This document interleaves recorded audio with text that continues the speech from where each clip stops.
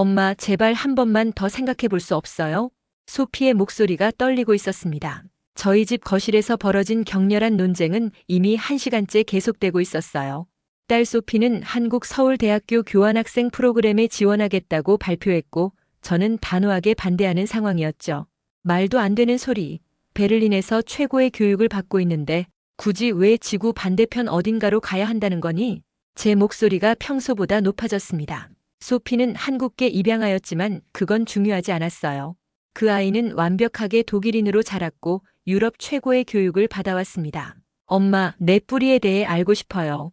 그리고 한국은 지금 세계에서 가장 혁신적인 나라 중 하나라고요. 인공지능, 배터리 기술, 디지털 인프라. 그런 건 다 과장된 이야기야. 제가 차갑게 끊었습니다. 진짜 혁신은 여전히 유럽, 특히 독일에서 이루어지고 있어. 내 아버지도 그렇게 믿었어. 소피의 눈에 눈물이 고였습니다. 그건 사실이 아니에요. 아빠는 한국을 존중했어요. 우리가 함께 갔던 그 여행을. 엄마는 기억도 안 나나요? 남편 토마스의 이름이 나오자 거실에 무거운 침묵이 내려앉았습니다. 3년 전 토마스가 갑작스럽게 세상을 떠난 후 저는 그와 관련된 모든 기억을 가능한 한 깊숙이 묻어두려 했어요. 특히 그가 소피를 데리고 한국에 다녀온 그 여행에 관한 이야기는요. 엄마, 소피가 조금 진정된 목소리로 말했습니다. 엄마는 한 번도 한국에 가본 적이 없잖아요. 한 번도 직접 보지 않고 어떻게 그렇게 확신할 수 있어요? 저는 창밖을 바라보며 대답했습니다. 볼 필요가 없어. 유럽 문화와 유산을 벗어날 이유가 없다고 생각해. 우리 문명은 수천 년의 역사를 가지고 있어. 소피는 잠시 침묵했다가 뜻밖의 제안을 했어요. 그럼 엄마가 먼저 한국에 가보는 건 어때요? 뭐라고? 다음 주에 서울에서 열리는 동아시아 사회정책 비교 세미나가 있잖아요. 엄마 전공이랑 딱 맞는 주제인데 메일이 왔었다고 하셨잖아요. 소피의 말에 저는 놀랐습니다. 물론 그 세미나 초청 메일은 받았지만 참석할 생각은 전혀 없었거든요. 엄마가 먼저 가서 확인해 보세요. 정말 내가 생각하는 것처럼 한국이 대단한 나라가 아니라면 제 유학 계획을 포기할게요. 소피의 제안은 도전적이었습니다. 그 아이는 제가 거절할 수 없을 거라는 걸 알았어요. 학자로서의 제 호기심과 어머니로서의 책임감을 동시에 자극하는 제안이었으니까요. 일주일만이야. 내가 가서 직접 확인하고 올게. 소피의 얼굴에 희미한 미소가 번졌습니다. 그리고 일주일 후 저는 인천국제공항으로 향하는 비행기에 몸을 실었습니다. 저는 헬레나 슈미츠입니다. 베를린 대학교에서 경제사회정책학을 가르치는 교수죠. 학계에서는 나름 인정받는 편이지만 아시아 문화에 관해서는 글쎄요, 관심이 그리 많지 않았습니다. 특히 한국은 그저 K-팝과 화장품으로만 유명한 나라로 여겼어요. 한국? 그 작은 나라가 뭐가 그리 특별하다고. 제 연구실 벽에는 유럽 전역의 지도가 걸려 있습니다. 매일 아침 그 지도를 보며 커피를 마시죠. 유럽의 역사와 문화유산은 인류 문명의 정수라고 늘 생각했어요. 로마의 콜로세움, 파리의 루브르, 베를린의 박물관들. 이런 곳들이야말로 방문할 가치가 있는 곳이라 확신했습니다. 제 남편 토마스는 달랐어요. 7년 전 우리가 한국에서 소피를 입양한 후부터 한국에 대한 관심이 유난히 컸죠.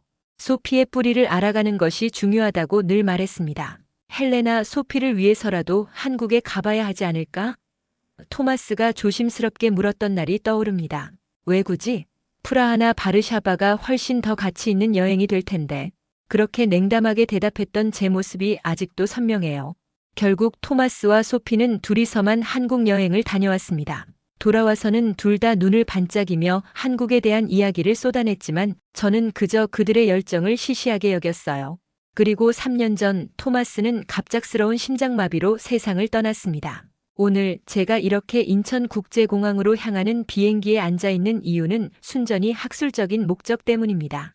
동아시아 사회정책 비교 세미나에 초청받았거든요. 연구 경력을 위해서라면 어쩔 수 없이 가야 하는 곳이었죠. 비행기 창문 너머로 보이는 서울의 불빛들이 점점 가까워집니다. 가방에서 세미나 자료를 꺼내보니 첫 번째 주제가 한국의 기술 혁신과 사회적 영향입니다. 어떤 혁신이 있다는 거지? 의심 가득한 눈으로 자료를 훑어봅니다.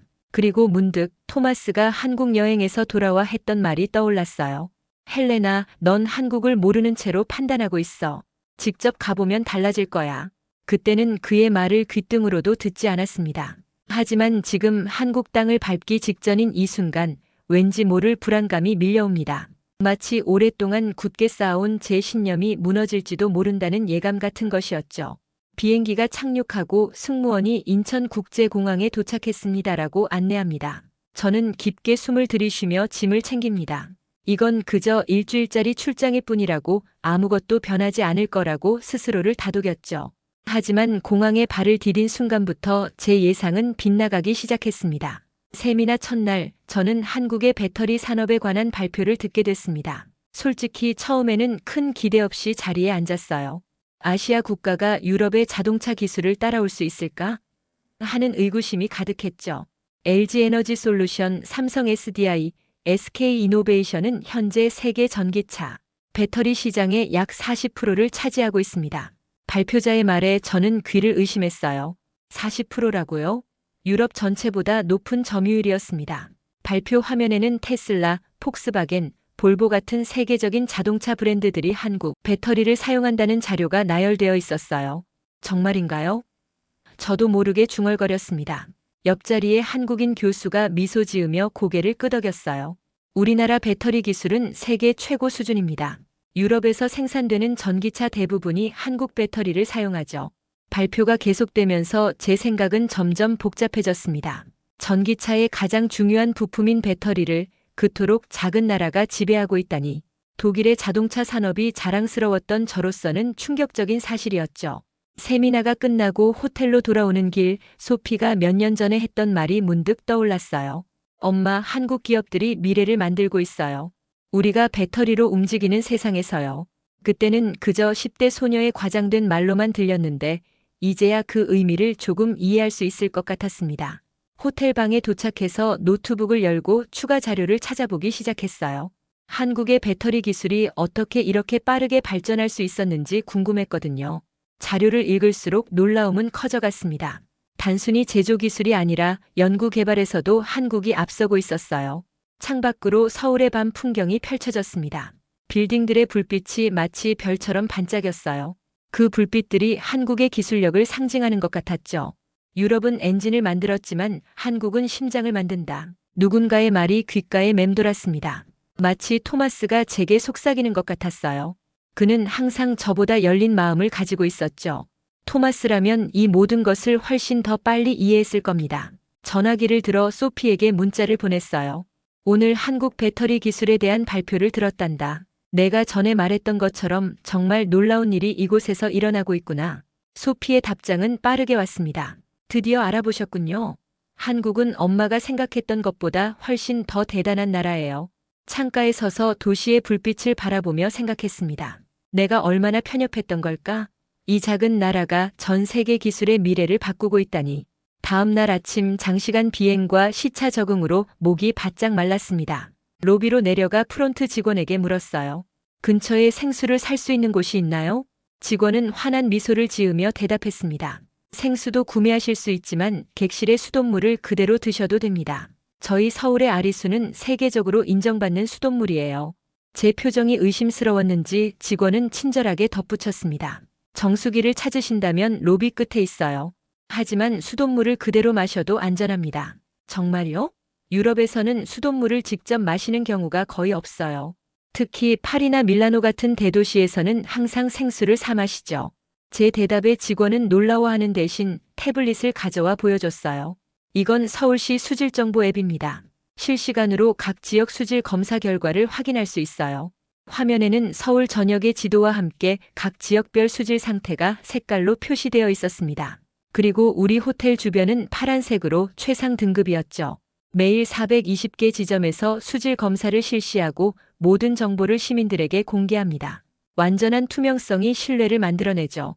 객실로 돌아와 조심스럽게 수돗물을 한 잔 따랐습니다. 맑고 깨끗했어요. 한 모금 마셔보니 생수와 다를 바 없었죠. 창가에 서서 물잔을 들고 서울 풍경을 바라봤습니다. 문득 소피가 한국 여행 후 했던 말이 생각났어요. 엄마, 한국 수돗물은 그냥 안전한 게 아니라 시스템이 사람을 신뢰하게 만들어요. 그때는 그 말의 의미를 정확히 이해하지 못했습니다. 하지만 지금은 조금 다르게 느껴집니다. 이건 단순한 수질 관리의 문제가 아니라 사회적 신뢰와 투명성의 문제였어요.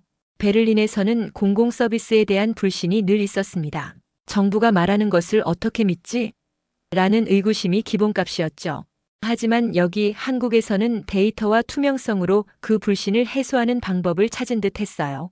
물잔을 내려놓고 노트북을 열어 아리수에 대해 더 찾아보았습니다. 서울시는 물 관리에 매년 엄청난 예산을 투입하고 있었고 정수 과정은 세계 최고 수준이었어요.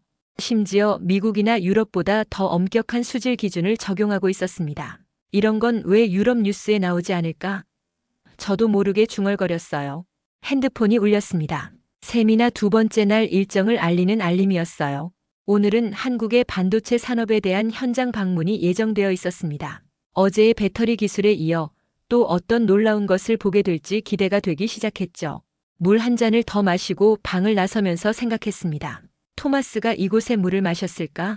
소피는 이 물의 맛을 어떻게 느꼈을까? 한국에 대한 저희 고정관념이 하나씩 깨져가고 있었어요. 오늘의 일정은 경기도 용인에 위치한 반도체 공장 견학이었습니다. 버스를 타고 서울을 벗어나며 한국의 교외 풍경을 처음 보게 됐어요.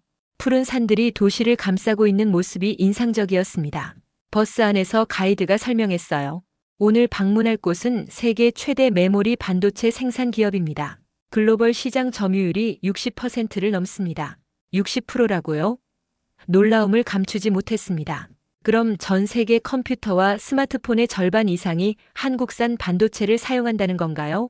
가이드는 고개를 끄덕였어요. 맞습니다. 그리고 고성능 서버용 메모리는 시장 점유율이 70%에 육박합니다. 공장에 도착하자 철저한 보안 절차가 이어졌습니다. 클린룸 견학을 위해 특수 방진복으로 갈아입었죠. 흰색 방진복을 입은 채 거대한 생산 시설을 걷는 동안 제 생각은 복잡해졌어요. 유럽의 자존심이었던 산업들이 하나씩 아시아로 넘어가고 있다는 사실을 직시해야 했습니다. 자동차, 가전제품, 이제는 첨단 반도체까지 유럽 중심적 사고방식으로는 이해하기 어려운 현실이었죠. 교수님, 이쪽으로 오시죠. 엔지니어와의 미팅이 준비되어 있습니다. 회의실에서 젊은 한국인 엔지니어가 반도체 기술에 대해 설명했어요. 그의 열정적인 설명 중 한 문장이 특히 제 마음에 깊이 박혔습니다. 기억이 없으면 두뇌도 무용지물입니다. 세계 최고의 CPU도 메모리가 없으면 아무것도 할 수 없죠. 그 말은 단순한 기술적 설명을 넘어 철학적 의미로 다가왔어요. 두뇌와 기억, 과거와 현재의 관계처럼 느껴졌습니다. 토마스가 갑자기 생각났어요. 그는 물리학자로서 실험실에서 컴퓨터 부품 부족으로 고생했던 적이 있었습니다. 2년 전 세계적인 반도체 부족 사태 때였죠. 그때 토마스는 좌절하며 말했었어요. 이런 핵심 부품을 다른 나라에 의존하는 건 유럽의 미래에 위험해. 당시에는 그의 걱정을 과장된 것으로 여겼습니다. 하지만 지금 이 거대한 생산 시설을 보니 토마스의 우려가 정당했다는 생각이 들었어요. 점심시간에 한국인 연구원과 이야기를 나눴습니다. 어떻게 이런 첨단 산업에서 세계 1위가 될 수 있었나요? 솔직한 궁금증을 표현했어요. 그는 잠시 생각하더니 대답했습니다. 우리에겐 선택지가 없었어요. 천연자원도 없고 국토도 작고 분단된 나라였죠. 인적 자원과 기술만이 살 길이었습니다. 그 말을 듣는 순간 한국의 성공이 단순한 운이나 정부 정책의 결과가 아니라는 것을 깨달았어요. 국가적 생존 전략이었던 겁니다. 버스를 타고 돌아오는 길 창밖으로 지나가는 풍경을 보며 생각에 잠겼습니다.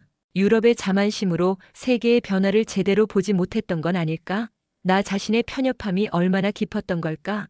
호텔에 돌아와 소피에게 전화를 걸었어요. 요즘 대학에서 컴퓨터 공학을 공부하고 있거든요. 소피, 오늘 반도체 공장을 다녀왔어. 정말 놀라웠어. 진짜요? 엄마가 기술에 관심을 보이다니 신기해요. 소피의 목소리에는 놀라움이 가득했습니다. 내가 항상 말했던 게 맞았어. 내가 너무 편협했던 것 같구나. 전화를 끊고 노트북을 열어 오늘 보고 들은 것들을 정리하기 시작했습니다.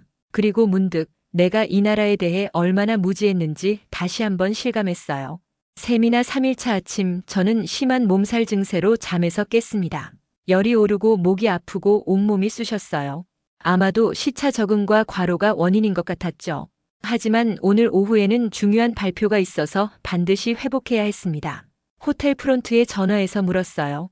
근처에 병원이 있나요? 네, 호텔에서 도보로 5분 거리에 동네 의원이 있습니다. 안내해 드릴까요? 불안한 마음으로 의원을 찾아갔습니다. 유럽에서는 외국인이 갑자기 병원을 이용하려면 복잡한 절차와 많은 비용이 필요하거든요. 특히 여행자 보험이 모든 것을 커버하지 못하는 경우가 많았죠. 의원에 들어서자 깔끔하고 현대적인 시설이 눈에 들어왔습니다. 접수 데스크에서 여권을 내밀며 말했어요. 영어로 진료가 가능한가요? 외국인인데. 네, 가능합니다. 잠시만 기다려주세요. 놀랍게도 접수부터 진료까지 모든 과정이 10분도 채 걸리지 않았어요. 의사는 유창한 영어로 제 상태를 물어보고 진찰했습니다. 감기와 약간의 탈수 증상이네요. 혈액 검사와 엑스레이를 찍어볼게요. 검사까지요? 비용이 얼마나 들까요? 걱정스럽게 물었습니다. 의사는 미소를 지으며 대답했어요. 걱정 마세요. 총 비용은 5만 원 정도일 겁니다. 5만 원이요? 계산해보니 약 35유로 정도였습니다. 독일에서는 상상도 할 수 없는 가격이었죠. 모든 검사가 30분 안에 끝나고 약국에서 처방약을 받아 나왔습니다. 총 소요 시간 1시간, 비용은 정확히 5만 2천 원이었어요. 호텔로 돌아와 침대에 누웠습니다. 이해가 되지 않았어요. 어떻게 이런 효율적인 의료 시스템이 가능한 걸까? 유럽의 의료 시스템은 세계 최고라고 늘 자부해왔는데 그때 핸드폰이 울렸습니다. 소피였어요. 엄마, 세미나는 어떻게 돼가고 있어요? 사실 오늘 아파서 병원에 다녀왔어. 제 목소리가 약간 떨렸습니다. 괜찮으세요? 병원은 어땠어요? 소피의 걱정스러운 목소리가 들렸어요. 놀라웠어, 소피. 1시간 만에 모든 진료와 검사를 마치고 약까지 받았어. 비용도 너무 저렴했고. 소피가 웃으며 말했습니다. 엄마, 한국에선 병원도 사람을 먼저 봐줘요. 건강보험 덕에 누구나 진료받을 수 있고요. 그런데 외국인인 나까지도 이렇게 쉽게 이용할 수 있다니 놀랍더구나. 응급실도 밤새 환자 돌보고 의사 선생님들이 친절하세요. 아빠가 왜 여길 좋아했는지 알겠어요. 너무 다정한 나라예요. 소피의 그 말을 듣는 순간 눈물이 왈칵 쏟아질 뻔했습니다. 토마스. 그는 항상 이런 것들을 보는 눈이 있었죠. 제가 유럽의 우월함을 주장할 때 그는 항상 다른 문화에서 배울 점을 찾았어요. 엄마, 한국에 오길 잘했죠? 소피의 말에 저는 고개를 끄덕였습니다. 비록 소피는 화면 너머로 볼 수 없었지만요. 그래, 내 말이 맞았어. 내가 너무 편협했던 것 같아. 통화를 마치고 창밖을 바라보며 생각했습니다. 한국의 의료 시스템은 단순히 효율적인 것이 아니라 사람을 중심에 둔 시스템이었어요. 환자의 시간과 편의를 최우선으로 생각하는 문화였죠. 약을 먹고 잠시 눈을 감았습니다. 토마스가 살아있다면 뭐라고 했을까? 아마도 봐, 내가 말했잖아라고 미소 지으며 말했겠죠. 그 생각을 하니 가슴이 아려왔어요. 약 덕분인지 다음날 아침에는 상태가 많이 호전되어 있었습니다. 세미나에 참석하기 위해 준비하면서 노트북을 켰어요. 베를린 대학의 동료들과 화상회의가 예정되어 있었거든요. 호텔 와이파이에 연결하자마자 놀랐습니다. 다운로드 속도가 무려 500메가였어요. 독일에서는 상상도 할 수 없는 속도였죠. 화상회의 내내 끊김없이 선명한 화질로 대화할 수 있었습니다. 헬레나, 그쪽 인터넷 상태가 아주 좋네요. 평소보다 훨씬 선명해요. 동료의 말에 웃으며 대답했어요. 한국에 있거든요. 여기 인터넷 속도가 믿을 수 없을 정도로 빨라요. 회의를 마치고 세미나장으로 향했습니다. 지하철을 탔는데 놀랍게도 지하에서도 인터넷이 끊김없이 연결됐어요. 지하철 안에서도 이메일을 확인하고 문서를 다운로드할 수 있었습니다. 심지어 터널을 지나는 동안에도요. 세미나장에 도착해서 오늘의 주제를 확인했습니다. 한국의 디지털 인프라와 사회적 영향이었어요. 마치 제가 방금 경험한 것을 주제로 삼은 것 같았죠. 발표자는 한국의 인터넷 보급률과 속도에 대해 설명했습니다. 우리나라는 세계에서 가장 빠른 평균 인터넷 속도를 자랑합니다. 농촌 지역을 포함한 전국 어디서나 고속 인터넷이 가능해요. 그 말을 들으며 생각했습니다. 독일에서는 아직도 인터넷 사각지대가 많았어요.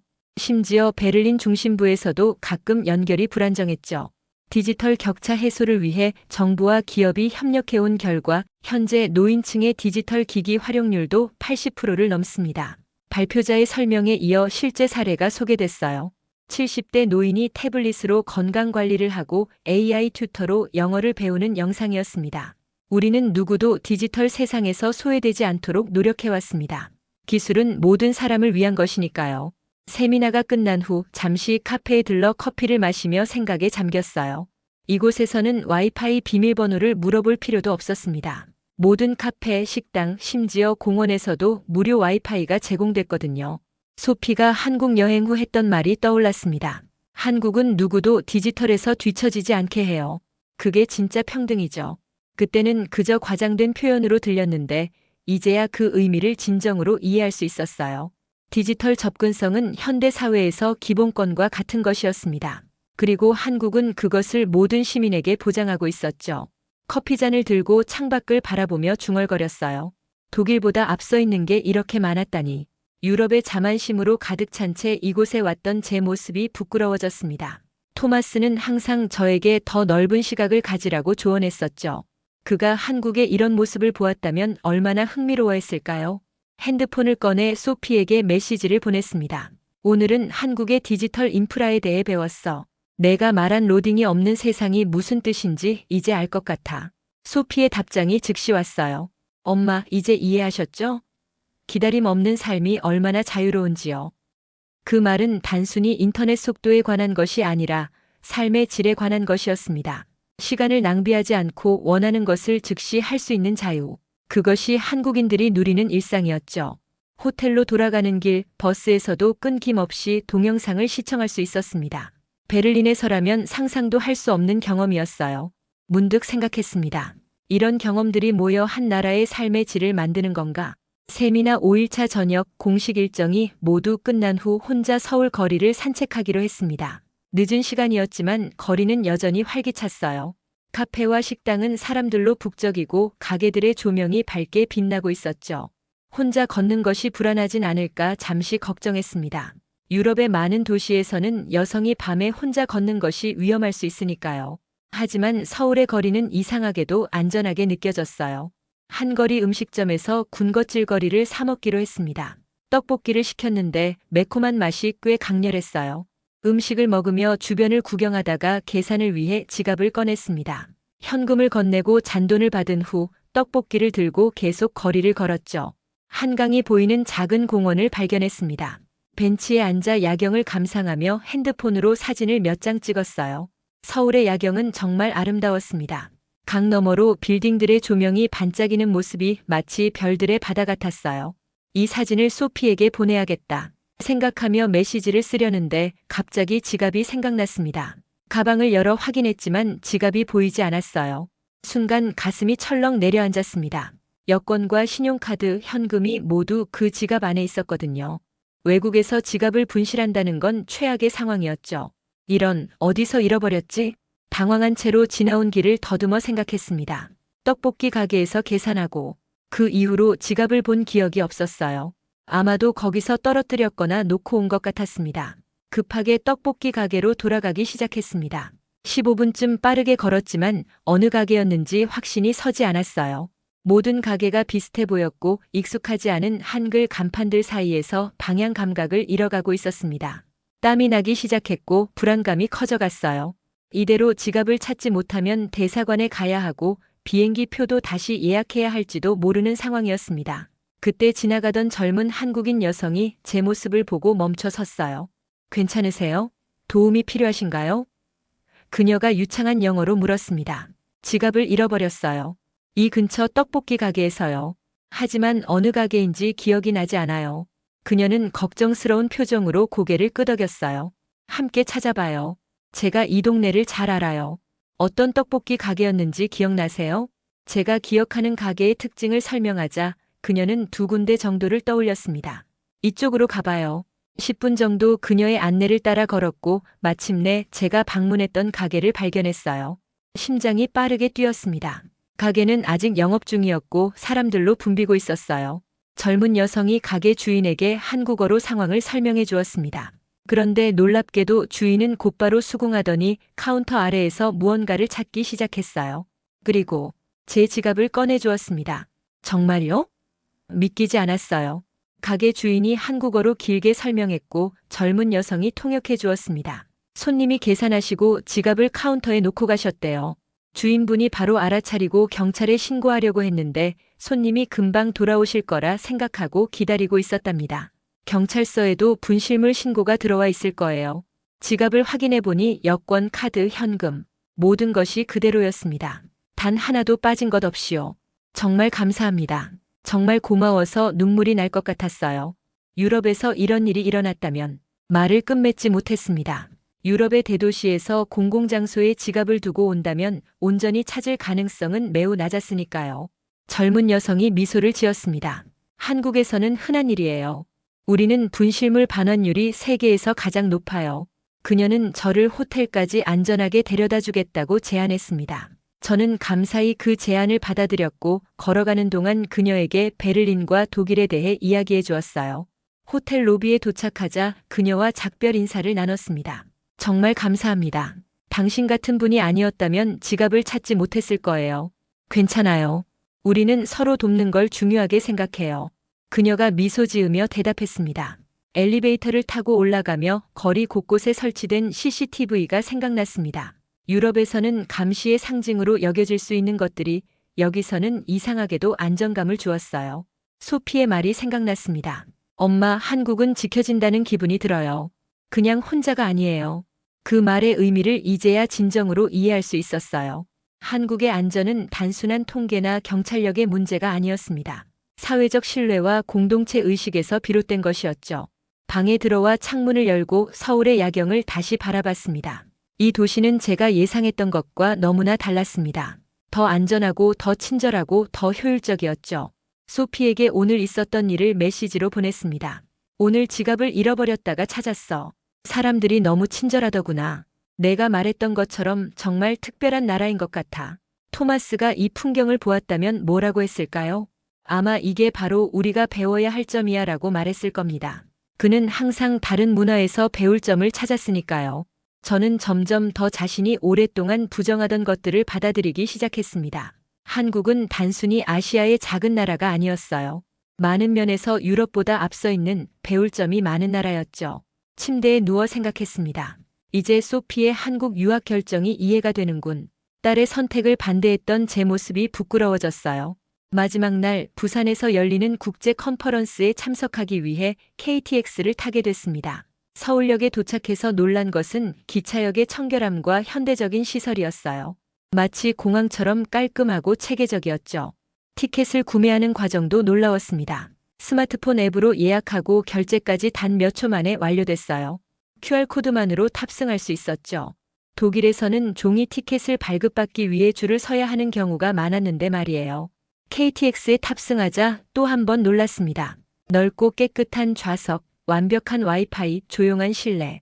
그리고 가장 중요한 건 정시 출발이었어요. 초 단위로 정확했습니다. 서울에서 부산까지 2시간 15분 소요됩니다. 안내방송을 듣고 의아했어요. 베를린에서 뮌헨까지 비슷한 거리인데 독일 IC 열차로는 4시간 이상 걸렸거든요. 창밖으로 빠르게 지나가는 풍경을 보며 생각에 잠겼습니다. 이 일주일 동안 제가 경험한 모든 것들이 머릿속을 스쳐 지나갔어요. 배터리 기술, 반도체, 물 관리 시스템, 의료 서비스, 디지털 인프라, 안전한 사회, 그리고 지금 타고 있는 이 기차까지 모든 것들이 하나로 연결되는 순간이었습니다. 한국은 단순히 첨단 기술을 가진 나라가 아니었어요. 그 기술을 사람을 위해 사용하는 나라였죠. 인간의 시간, 편의, 안전, 건강을 최우선으로 생각하는 사회였습니다. 옆자리에 한국인 교수가 말을 걸어왔어요. 유럽의 철도 시스템도 훌륭하다고 들었는데 어떤가요? 솔직히 대답했습니다. 솔직히 비교가 안 됩니다. 우리는 아직 지연과 취소가 빈번하고 디지털화도 부족해요. 그는 미소를 지으며 말했어요. 우리에게 시간은 정말 중요합니다. 약속 시간을 지키는 것은 상대방을 존중하는 기본 예의니까요. 그 말이 제 마음을 강하게 울렸습니다. 갑자기 눈물이 차올랐어요. 그동안 제가 얼마나 좁은 시각으로 세상을 바라보고 있었는지 깨달았습니다. 유럽의 우월함을 당연시하며 다른 문화와 국가들을 얕잡아 보았던 제 자신이 부끄러웠어요. 부산에 도착해 컨퍼런스에 참석하는 동안에도 이런 생각들이 계속 머릿속을 맴돌았습니다. 발표를 하고 질문에 답하고 다른 학자들과 대화를 나누면서도 제 마음은 이미 결론에 도달해 있었어요. 컨퍼런스가 끝난 후 부산 해변을 혼자 걸었습니다. 파도 소리를 들으며 소피에게 전화를 걸었어요. 소피, 나야. 엄마, 어떠세요? 부산은 어때요? 깊게 숨을 들이쉬고 말했습니다. 소피, 내 유학 신청. 내가 전적으로 지지한다. 전화기 너머로 잠시 침묵이 흘렀어요. 소피가 놀란 것 같았습니다. 정말요? 엄마가 찬성하신다고요? 그래. 제 목소리가 떨렸습니다. 내가 옳았어. 이곳은 내가 상상했던 것보다 훨씬 더 놀라운 나라야. 내가 여기서 공부하고 경험하는 것이 너에게 큰 자산이 될 거라 생각해. 소피가 울음을 참는 소리가 들렸어요. 엄마, 정말 기뻐요. 아빠도 이런 날이 올 거라고 믿었을 거예요. 토마스의 이름이 나오자 저도 눈물을 참을 수 없었습니다. 그래, 내 아버지는 항상 나보다 더 현명했지. 그가 여기 와보자고 했을 때 따랐더라면 우리 함께 이 모든 걸 경험할 수 있었을 텐데. 통화를 마치고 호텔로 돌아와 짐을 쌌습니다. 내일 베를린으로 돌아가는 비행기를 타야 했거든요. 그러나 이제 제 마음은 완전히 달라져 있었습니다. 한국에서의 이 일주일이 저를 근본적으로 변화시켰어요. 다음 날 아침 인천공항으로 가는 길에 제 인생의 새로운 장이 시작되는 것을 느꼈습니다. 이제 베를린에 돌아가면 무엇을 할지 구체적인 계획이 머릿속에 그려졌어요. 비행기에 오르기 전 마지막으로 한국 땅을 밟으며 속으로 작별 인사를 했습니다. 곧 다시 만나요. 이번에는 소피와 함께 베를린에 돌아온 지 일주일 후 대학 강당에서 특별 세미나를 열었습니다. 한국의 사회혁신과 기술 철학이라는 주제로요. 제 동료 교수들과 학생들이 가득 찬 강당에서 한국에서의 경험을 나누기 시작했어요. 우리는 유럽 중심적 사고에 너무 오랫동안 갇혀 있었습니다. 제 목소리는 확신에 차 있었어요. 우리가 최고라는 착각 속에서 다른 문화와 국가들에게서 배울 수 있는 소중한 기회를 놓치고 있었죠. 청중들 사이에서 작은 동요가 일었습니다. 하지만 계속 말했어요. 한국은 단순히 첨단 기술을 가진 나라가 아닙니다. 그들은 기술을 인간 중심으로 활용하는 철학을 가지고 있어요. 시간을 존중하고 편의를 생각하고 안전을 보장하고 건강을 돌보는 방식으로요. 슬라이드를 넘기며 한국의 사례들을 하나하나 설명했습니다. 스마트 시티 시스템, 공공의료, 배터리 기술, 교통 인프라, 그리고 그것들이 어떻게 사람들의 삶을 실질적으로 개선하는지를요. 우리는 이제 진정한 글로벌 시각을 가져야 합니다. 어느 한 문화나 지역이 우월하다는 생각을 버리고 서로에게서 배우는 겸손함이 필요해요. 세미나가 끝난 후 많은 학생들이 질문을 하기 위해 다가왔습니다. 그중 한 학생이 물었어요.